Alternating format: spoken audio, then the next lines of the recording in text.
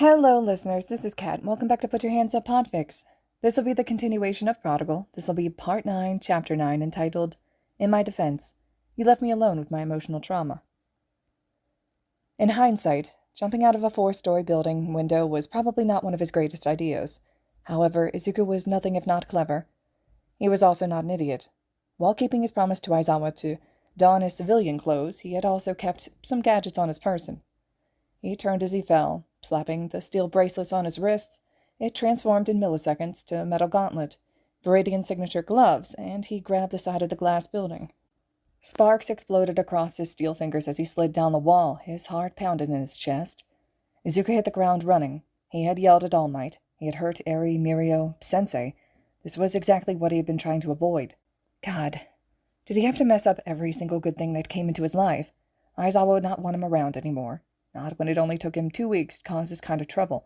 Not when he saw how truly broken his mind was. He had made everything complicated, had made Eri worry. This was just like what happened with Namasa. He brought danger wherever he went, quirk or not, and his life was not worth the sacrifice that others took to take care of him. Midoriya! Izuku wanted to scream as the name left Mirio's mouth. He tapped the button on top of his glasses, which activated their Viridian mode. Schematics flash across his vision in green light, showing him a route to the gates, which he could easily scale if it came to that. However, that risked the chance of being seen.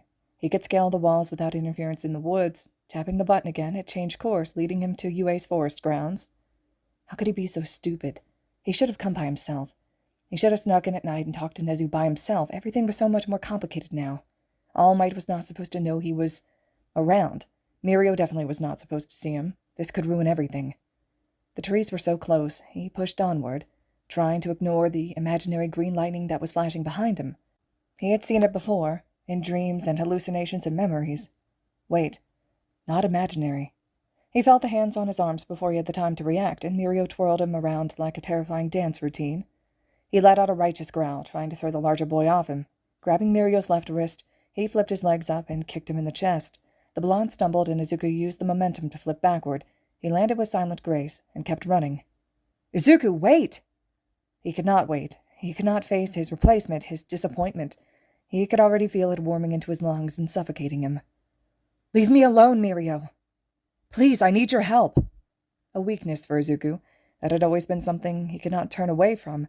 He was sure that if Yagi Toshinori had said those words, he would crumple too. He jerked, body halting, as he reached the tree line. He heaved, breath short in warning of his oncoming sobs. He heard the hero run up behind him. Please, Midoriya. Why is your lightning green? His hands fisted at his side. As far as he knew, every bearer of One for All experienced the power differently.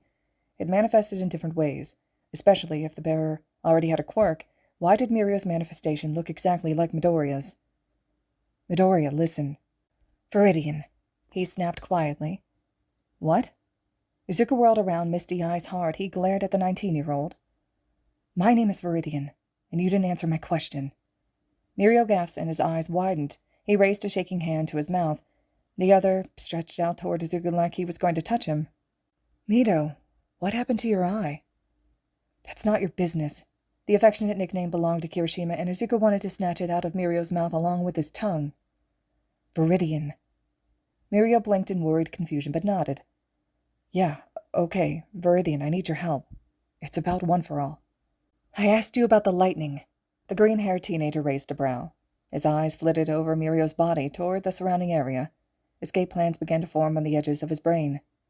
Every bearer of One for All uses it in different ways. Why the hell do you have my power? Even as he said it, green energy crackled around Mirio's body. Izuku noticed that he bore no self-destructive scars. He really was a better successor, huh? That's what... Mirio swallowed and took a step back. That's what I want to talk to you about. I've tried getting in contact with you, but... All due respect, Mirio. Izuku crossed his arms, not meeting those piercing eyes. But do you really think that I would have answered? Yes, came the firm answer. Because you help people. That's what heroes do. Izuku's gaze snapped back to his. There was an undertone in the older boy's voice that he could not place. I don't know if you've noticed, but I'm not a hero anymore. The blonde winced. Yagi says it's because they don't accept it. The vigilante sighed and took off his glasses. He pinched the bridge of his nose. Who? The past bearers. Izuku stiffened, and a cold wave of memory came over him. What? Mirio shifted his stance, clearly uncomfortable. He was having a hard time meeting Izuku's eyes. Aizawa did the same sometimes, like he could not look at the vigilante without being hurt by his eyes. Izuku was beginning to come to terms with the fact that his presence only brought pain, even in the simplest ways. He was living with it. Yagi mentioned that it could have remained the same because the past bearers still believe that you are the rightful holder of One for All. Mirio glanced down, shame coloring his voice. He said it might explain why I'm having such a hard time with it too. Izuku's eyes widened. Just the thought made him feel warm all over. The chill that had filled his body disappeared like a breeze chased away by summer's heat. Sometimes he thought he could still feel the previous holders' voices in his mind. He imagined them in his dreams sometimes. There were even times when he believed that if he jumped, green light would surround him, and he would have been able to fly. Why don't you ask them why they're being difficult? Izuku narrowed his eyes, pushing down the soft smile that threatened to appear. Mirio's brows furrowed. Ask them. Izuku glanced to the side. His reply came out slow. Yes. At the young man's continued bewilderment, the 16-year-old added, You know, when they talk to you, you can ask them that. It could help you gain better control.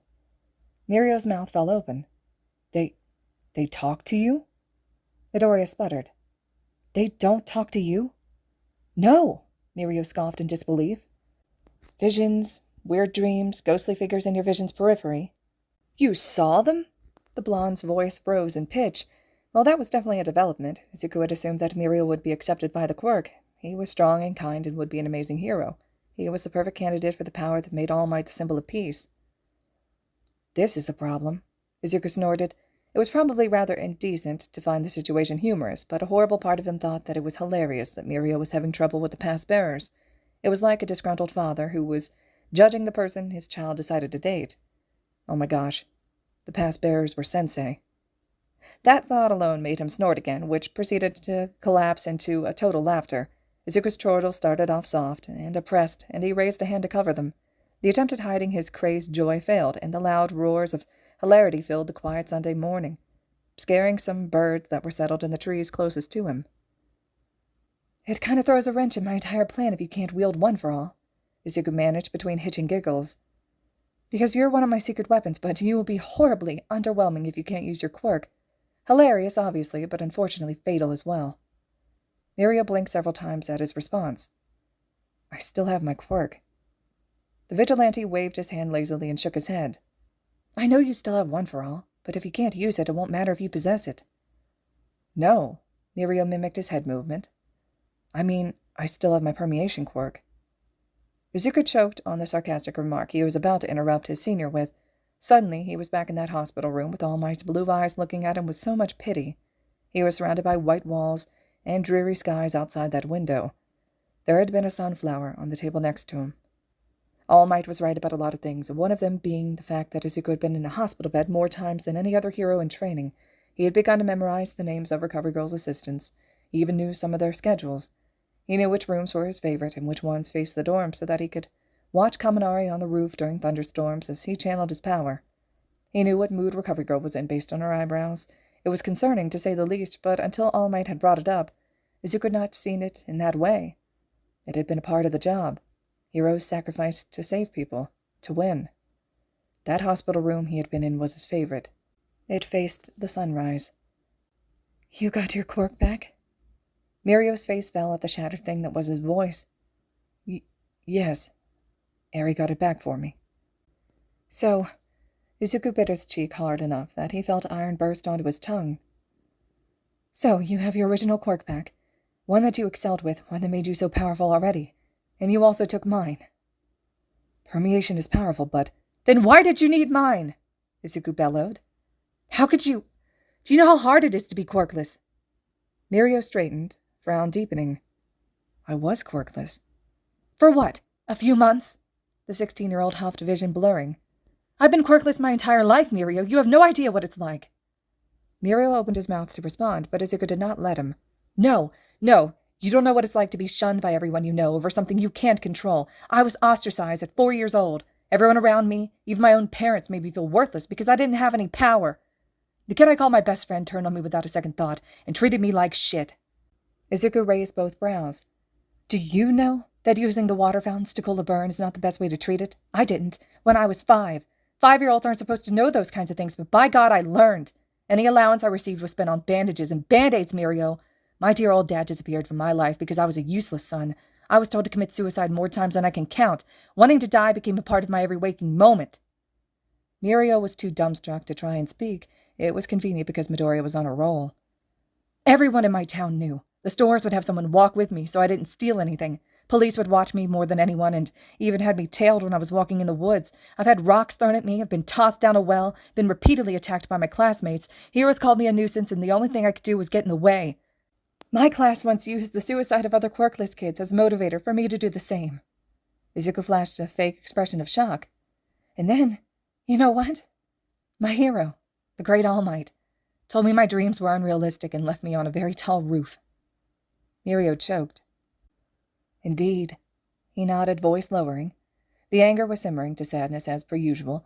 He could not stay mad for long. He did not have the energy to be angry. He had never had an angry disposition.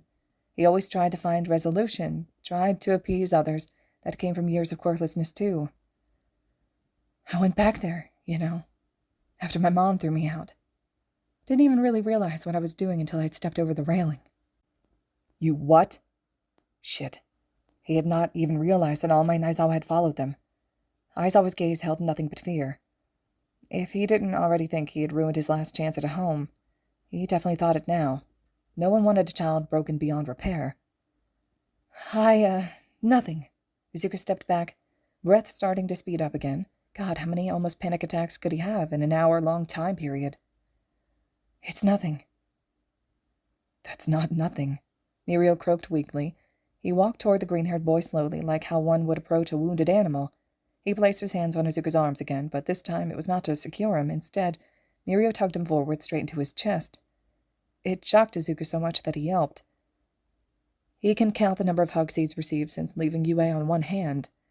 1.5 from Sensei, 1 from Naomasa, 1 from Katsuki, but he was not a touchy-feely person, so he received more punches to the shoulder and leaning into Izuku's side than a full hug. Bakugo and Kirishima chose that exact moment to ruin the soft moment. Izuku could have kissed them. There was a flash of red, and then an explosion sent Mirio flying away from Izuku's body. He felt Kiri's skin harden against him, as he covered him from Katsuki's assault on the other blonde, accompanied by his usual scream of bloody murder. Good morning, Zu, Eijiro announced, smile not reaching his eyes. Didn't expect to see you until later. Izuku sagged in front of him. He was glad there was a physical barrier between him and Aizawa.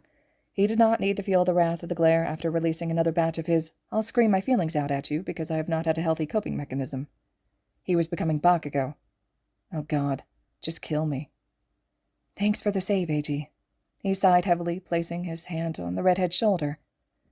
And yeah, Sensei wanted to talk to Nezu about stuff.